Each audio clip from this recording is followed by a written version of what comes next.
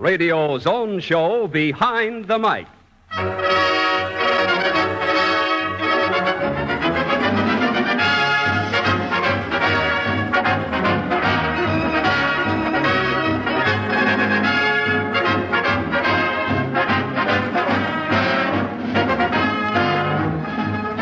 Radio. With the switch of a dial, radio brings you tragedy, comedy, entertainment, information, education, a whole world at your command. But there are stories behind radio, stories behind your favorite program, and favorite personalities and radio people you never hear of. Stories as amusing, dramatic, and as interesting as any make-believe stories you hear on the air. And that's what we give you. The human interest, the glamour, the tragedy, the comedy, and information that are behind the mic. And now, presenting the man who will carry on in the absence of Graham McNamee, one of radio's foremost announcers, the popular Ben Grauer.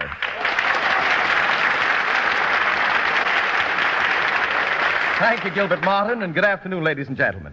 Today, Behind the Mic brings you the man whose name has been a stumbling block in announcers' tests, the famous radio actress and dramatic coach, Elsie Mae Gordon, a well-known radio editor to answer letters from listeners, your old favorites, the Mills Brothers, and finally, an unusual human interest story told by Cheerio. Well, boys and gals, our first guest is a man who for years was a legendary figure in the announcers group around NBC. All he represented to a great many new announcers was a practically unpronounceable name. You see, the applicant for an announcer's job must pronounce difficult names that come up in musical programs like Mussorgsky or Mascagni and so on. Well, one of the names in the tests was spelled Yoichi Hiraoka. It was spelled Yoichi-Hiraoka. Well, it was pronounced by many taking that announcer's test as Yoichi Hirokawa or Yoichi Hiroike, and a great many other variations, all of which are wrong because, right from the voice of the authority itself, it should be pronounced Yoichi Hiraoka. You see, anyone can pronounce it just like he did. And Yoichi is the name of one of the world's greatest xylophone virtuosos. Mr. Hiraoka will reveal the skill which makes him a musician important enough for his name to be part of that test as he plays the Czardas of Monty.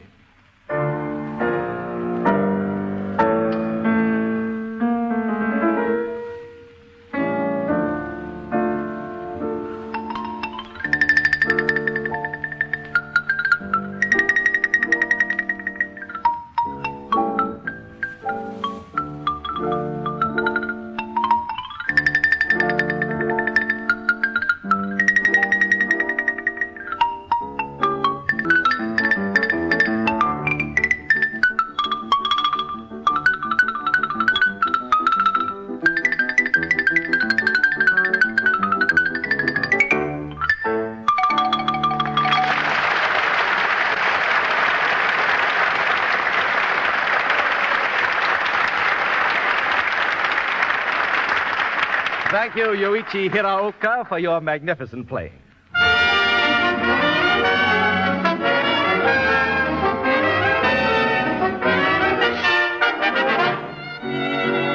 When a radio performer is just getting his or her start, or an experienced performer feels that he wants to widen his field, learn how to interpret different types of roles and dialects than he's used to doing, he'll sometimes go to a person who plays a very important part in radio, the dramatic coach. As a sideline to her being one of the best and most versatile of actresses in radio, Elsie Mae Gordon is a dramatic coach. And here she is to tell you about and show you something of this art. I'm very happy to present Elsie Mae Gordon. How do you do? Benny? Don't mind if I call you Benny? I love it. Elsie, what ability must a dramatic coach have? Well, personally, I believe a dramatic coach should be a pretty good actor, should have a thorough knowledge of acting and of voice production, and to be able to teach both. Well, now, you're an expert on how to speak correctly. As a matter of fact, Elsie, you had a program of your own on voice. Yes, I had a program called Your Voice and You, an NBC feature. I've announced it many times. But now, you're not only an expert dramatic character actress, you're also a dialect expert. You do practically all dialects. I wonder if you could give us an example of your dialect coaching technique. Well, I'd be glad to give you an idea, at least. Well, fine. For example, here's a young actress, Elaine Kent, Elsie, who has appeared in such shows as John's Other Wife, Our Gal Sunday, great plays, and other productions. Yes. And Miss Kent's problem's this. In 3 days, she's going to try for a role in a daytime serial in which she has to do an Irish dialect. Yes, it's a part of a cook, and I know very little about Irish dialect. Miss Gordon, I wonder if you could coach me in it in time for me to try out for that part. Well, Miss Kent, to really do a good character job, you have to know your people, and that requires time and study, of course. Oh, I understand that. But you see, I haven't got the time to do that because I have to do this audition in a couple of days. I know, and I'm frequently called upon to coach in just such a hurried manner. So we have to learn by imitation purely. And in imitating, we approach it from 2 or 3 points of view. First, physical aspect, then the mental, and then the sheerly technical. In other words, we're going to pick a character that is typical. If I'm going to show you how to do a Negro dialect, don't mean that every colored person talk like this, but I'm going to pick something that's typical. And if we're going to do a Frenchman, they don't all say this and that, but we'd pick a this and that, n'est-ce pas? So to get back to the Irishman, I'm going to select Bridget O'Halloran, an Irish washwoman. So to give the physical aspect, separate your feet and get a good broad stance there, and put your hands on your hips, elbows akimbo. And I'm going to ask you to demonstrate how we get to the mental state of mind of Bridget to imitate me as I say a few phrases, characteristic phrases. Go on with you now. Go on with you now. The loons, they talk about will they be fighting? The loons, they talk about will they be fighting? Sure, and you've kissed the blarney stone. And sure, and you've kissed the blarney stone. Well, now you begin to feel more like the Irish washwoman, don't you? Yes, I do. And it helps a bit to wave the head and to talk from the hips. Now, I'm going to give you this sentence, and it reads, yes, the gentleman told me if I came to you, you would show me how to speak with or without an accent. And I want you to give it to me in your best Irish. Go on now. Yes, the gentleman told me if I came to you, you'd show me how to speak with or without an accent. And that's pretty good because you got the R's there and all the rest of it. But it's not good enough. So I want you to imitate me, and we'll change yes to yes. Listen carefully, and the gentleman to gentleman. Yes, oh yes, the gentleman told me. Oh, yes, the gentleman told me. And you notice what we did with the word told? We put an extra L or two. We want to twist the tongue around it, make it a good brogue. Oh yes, the gentleman told me. Oh yes, the gentleman told me. If I'd go to you. If I'd go to you. Now we'll put in a phrase, a technical phrase. You'd be after showing me. You'd be after showing me. And we don't spell after, A-F-T-E-R. We say A-F-T-H-E-R. Say, after showing me. After showing me. How to speak. S-H-P-A-K-E, speak. How to speak. How to speak. You see how we go at these words? How to speak with or without me accent. How to speak with or without me accent. Now, would you be reading it for me that way? Yes, the gentleman told me if I came to you, you'd be after showing me how to speak with or without me accent. Well, would you girls be after pardon me? I'm making this interruption here. That's all the time we have. Well, I'll be seeing you tomorrow, lass. Right. Thank you very much, Elsie and Elaine.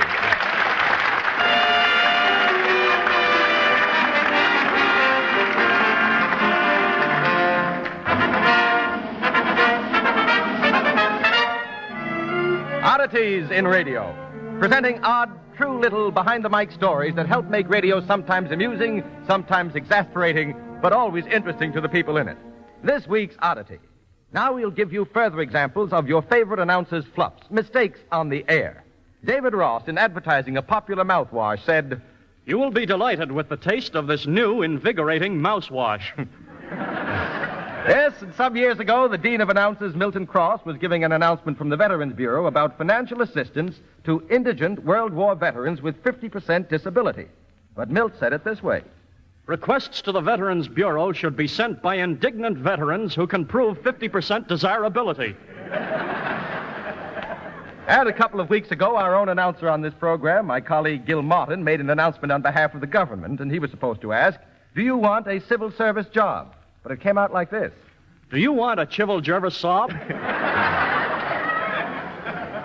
Carl Dickerman of WEEI in Boston, in plugging a well-known dishwashing machine, said, Try a Conover dishwashing machine to wash your dishes. Then we recall Harry Von Zell, who, in introducing the then President of the United States, said, We pay tribute to our great President, Hubert Heaver. And finally, the announcer, who shall remain nameless, who, in plugging a well-known beverage, said, Fill up your glass with Boopert's Rear.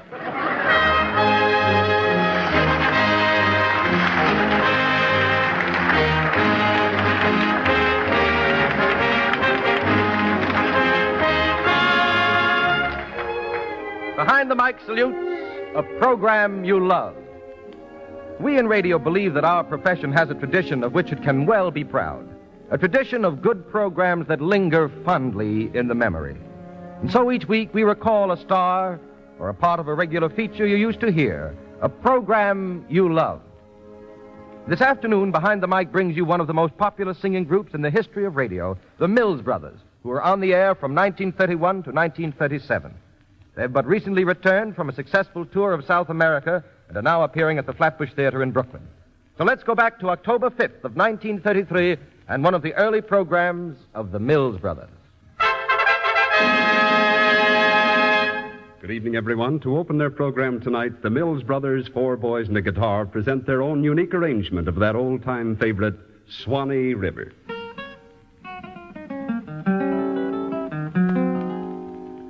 Way down upon the Swanee River, far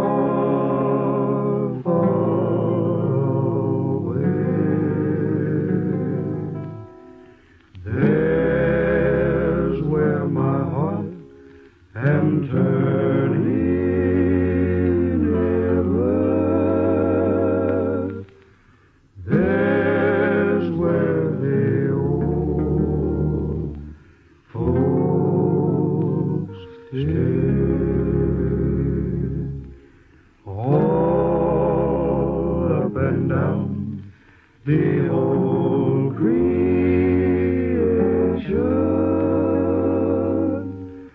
sadly our home, still longing for the old plantation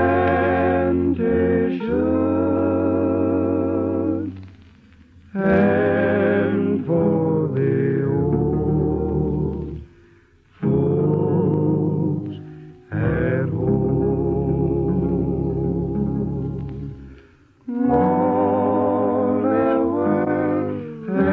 sad and dreary, everywhere I roam. Oh, darkest, how my heart grows weary, far from the folks at home.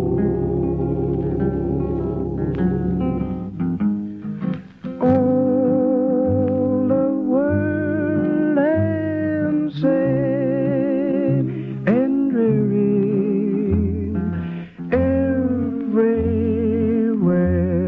I roam.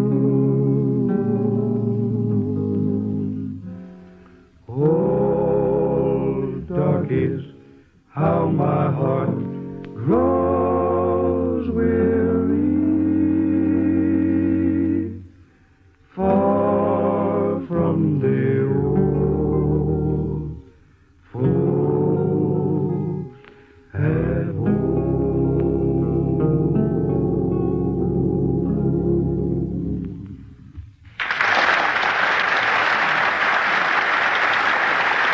Now, in that unique style of theirs which has become so famous, Funiculi Funicula.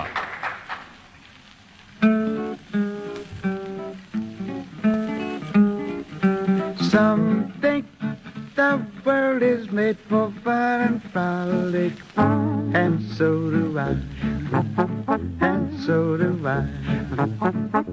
Some think it well to be all melancholic, to find inside, to find inside. But we love to spend our time in singing some joyous song, to set the air with music bravely ringing is far from wrong, is far from wrong. Listen, listen, echo sounds so far. Listen, listen, echo sounds so far. Funiculi, funicula, funiculi, funicula. Echo sounds so far. Funiculi, funicula.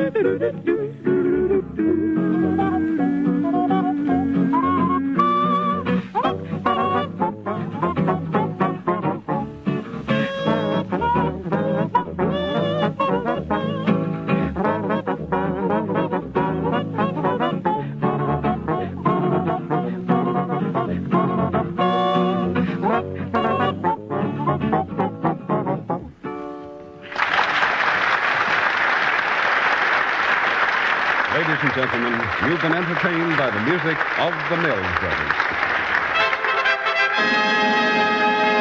And on behalf of our listeners, I want to thank the Mills Brothers for the pleasure they've given us in the past and express the hope that they'll soon be on the air regularly again.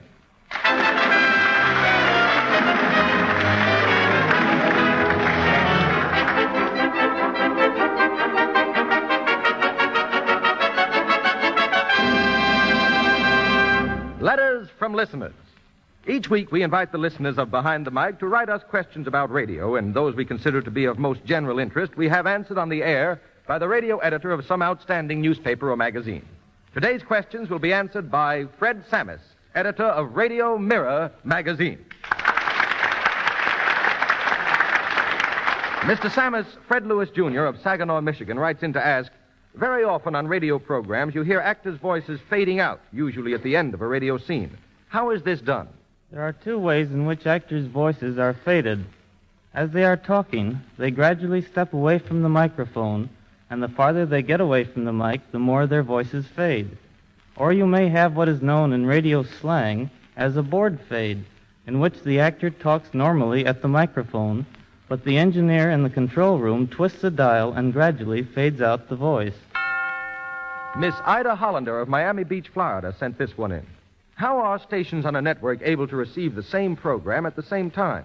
Do the programs travel by radio from one station to another? No. On a network broadcast, the program travels from the point where the program originates, as for instance, let's say in Radio City, New York, by special telephone wires to the various stations on the network. When the program is received at the station by telephone wire, its volume is then amplified or increased and sent out by each individual station over its own radio transmitter. And Mr. Henry Bart of New York writes in to say this. Jack Benny is now in New York to publicize the opening of his new picture starring himself and Fred Allen. Can you please tell me why he doesn't stay here and broadcast regularly from New York as he used to do? The reason Jack broadcasts from California is that he now makes his home there and has done so for the past several years. Furthermore, it is a matter of convenience, as he has various picture commitments, and living in California finds him right on the spot. Well, thank you, Fred Sammis, for answering those questions.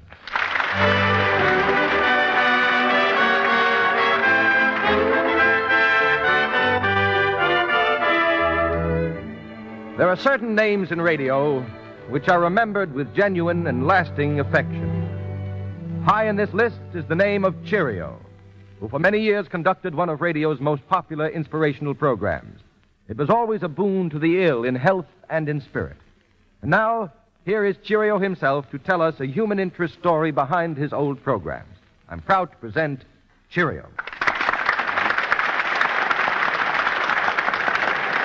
Cheerio, first I want to tell you that we've received a great many letters from our listeners asking what's become of you, just what you've been doing since you left the air last April. Well, Ben, I've been spending the past year putting together the material for a book. Cheerio's Book of Days. Comfort, cheer, and encouragement for every day of the year. It's made up of favorite selections that I've used on my broadcasts over a period of 15 years. It's published at last, and I've got writer's cramp, Ben, autographing copies. Sure. Well, it must be a great book, Cheerio, because you've broadcast some really grand material, and your old, loyal audience, I know, will be glad to hear about your book. Now, come on, Cheerio. You must have some extraordinary human interest stories behind your broadcast. Well, Ben, I don't know how extraordinary this one is, but it does stand out in my memory. Well, tell us about it. Once upon a time, I received a letter from a veterans hospital from a soldier enclosing a poem and asking me to read it on the air. He said it had been given him by a nurse who had helped him back to health after the war. I read this poem over the air, and a few days later, I received a letter from a woman who said that she had been the nurse who had given the soldier that poem. She told me why she'd given it to him. The story starts in a base hospital in Paris in 1919. She was taking care of a patient who seemed to be particularly grateful to her. One day, as she was dressing his wounds, the soldier became very... There. How's that? All right. Now that the dressing's over. Yes, I know. Changing the bandages does hurt. Have a cigarette? Thanks. Gee, nurse, I don't know how to thank you. You've been pretty swell to me. Oh, that's just my job. Yeah, maybe, but you're swell just the same. I'm not the sentimental kind, Miss Wilson, but there's just one other person I think as much of as I think of you. Yes? He's dead now. He was my buddy. Oh, I see. Yeah, if it wasn't for him, I wouldn't be here, even with this bum leg. I remember going over the top. We ran into a machine gun nest that almost wiped out the whole company. Got me in the leg. The rest of the boys beat it back to the lines. They had to. But there I was, out in no man's land. My leg felt like it'd almost drop off with pain. Then Fritz started dropping shells all around me. But I didn't care. And then I felt myself being lifted. It was my buddy. He'd come out after me. He started dragging me back to our trenches. He got me up to the parapet, and one of the boys pulled me down into the trench. Just as my buddy began to climb down, the machine gun started again and got him. He never knew what hit him. Your buddy must have been a brave man. He sure was. There was never a better, finer guy than Bill White. Bill White? Was he tall, good-looking man with black hair? Did he have a small crescent scar on his forehead? Yeah. Yeah, that was Bill. Did you know him? Know him? He was my fiancé. He was reported missing. I never knew what happened to him. I thought for a while that he was captured, but then somehow I knew he was dead. I used to wake at night screaming, seeing Bill lying in some muddy field, suffering horribly before he went. I'm glad he died the way he did. Fast. I'm glad. Thank you, soldier, for letting me know. Now at least I know what happened. You see, later, the nurse gave the soldier this poem. It had become her favorite because she said it expressed her experience. And Cheerio, what was that poem? It was by a woman, Jessie B. Rittenhouse, and that nurse explained that the poet speaks for all women in war.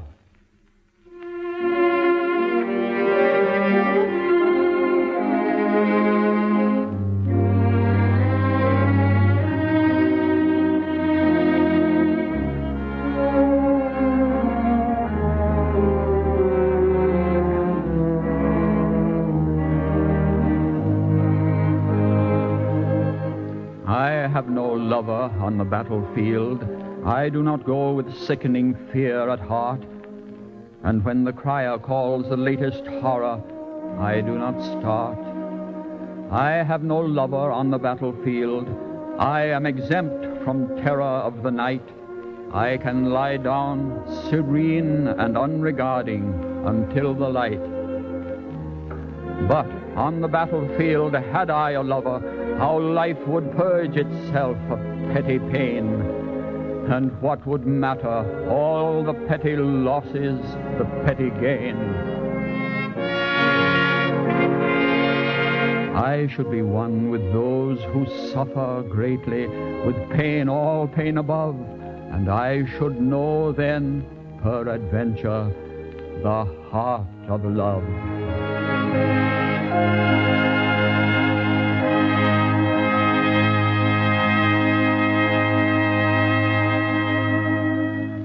Thank you, Cheerio, and success to your book.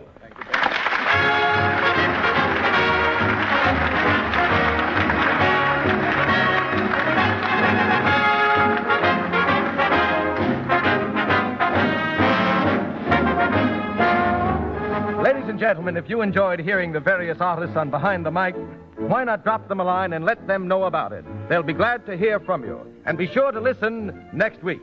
And now this is Ben Grauer speaking behind the mic and saying good afternoon.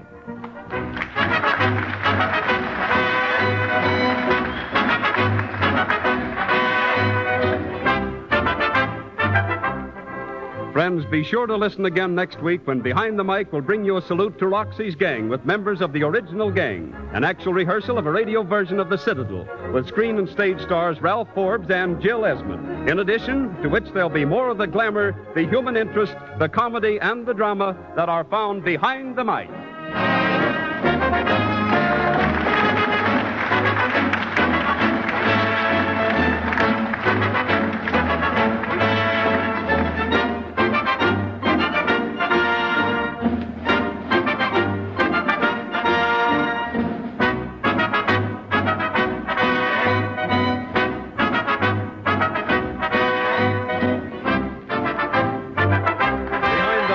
Written by Mort Lewis.